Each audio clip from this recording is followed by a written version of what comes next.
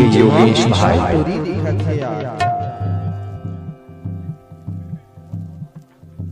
वाह कैथा तोला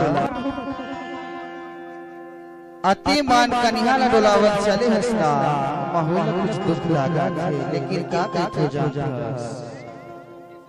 कि कैसे रे गाथस मटक मटक के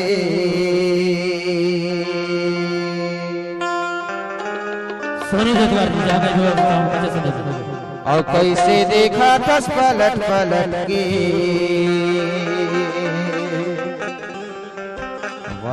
और कोनो ले ले ही शुमारे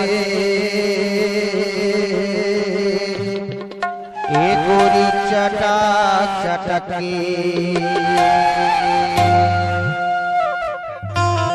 की कोनो ले ले ही शुमारे डीजे योगेश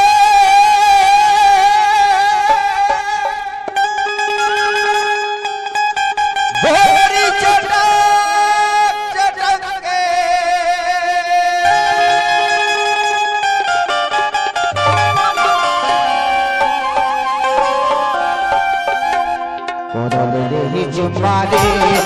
चटक चटक के जुमारो गोरी चटक चटक के कैसे रे गातर मटक मटक के कैसे रे गातर पलट पलट के कैसे रे गातर मटक मटक के कैसे रे गातर पलट पलट के डीजे योगेश भाई। साड़ू तोर दीवाना है और कथे हो तेरे इश्क में पागल हो गया दीवाना तेरे होते होते हो गया अफसाना मेरा कैसे रे गातर मटक मटक के कैसे रे गातर पलट पलट के कैसे रे गातर मटक मटक के कैसे रे गातर पलट पलट के का दूरी दिखा था यार ये पहली बार का मिलना भी कितना पागल कर देता है कुछ कुछ होता है सांसों में पर ना जाने क्यों होता है कैसे रे गातर मटक मटक के कैसे रे गातर पलट पलट के कैसे रे गातर मटक मटक के कैसे रे गातर पलट पलट के मां का संकोर कमरिया ला देख के ना मोर जीव एकदम पकड़ पकड़ पकड़ करत छे बही धकर धकर धकर करत छे वो कि कोनो ले ले ही चुम्मावे गोरी चटक चटक के कोनो ले ले ही चुम्मावे गोरी चटक चटक के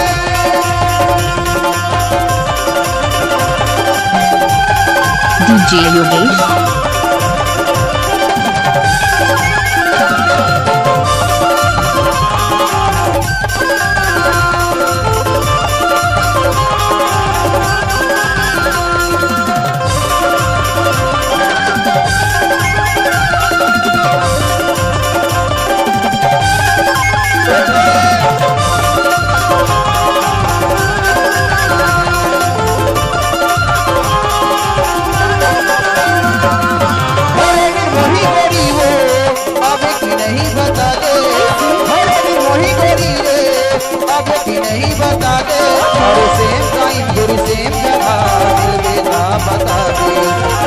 सेम जगह दिल भी ना बता दे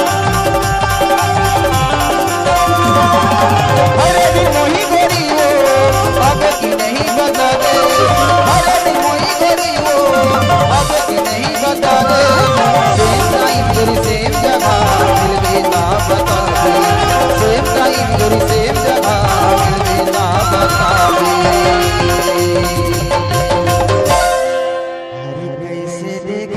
पलट पलट के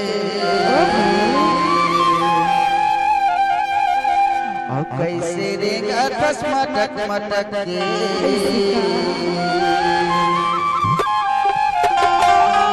माँ कसम यार पूरा साड़ू मन तो चला देखा थे पूरा तोर दीवाना हो गए है आगू के साड़ू मन देख ले मारे तो कैथा का कैथा कैसे ले ले ही चुप मारे कोनो चमक चमक के कैसे ले ले ही चुप मारे कोनो चमक चमक के कैसे रे गातर मटक मटक के कैसे रे गातर डीजे योगेश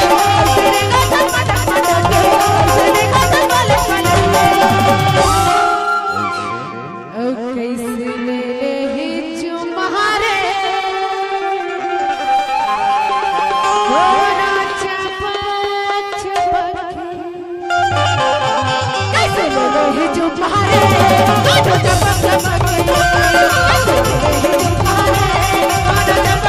कैसे देखा तक मटक मटके कैसे देखा तक पलक पलके कैसे देखा तक मटक मटके कैसे देखा तक पलक पलके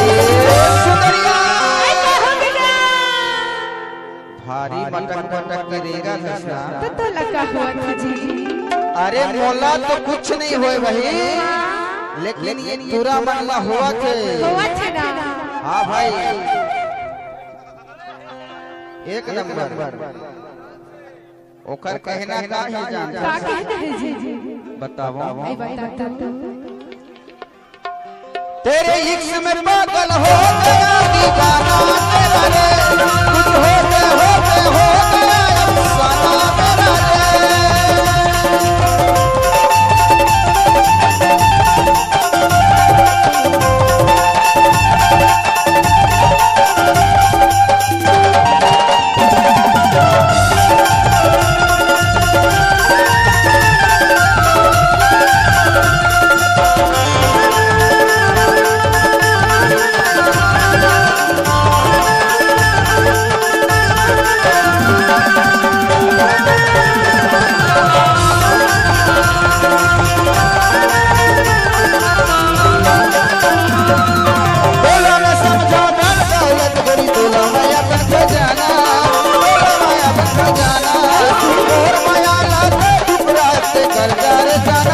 DJ Yogesh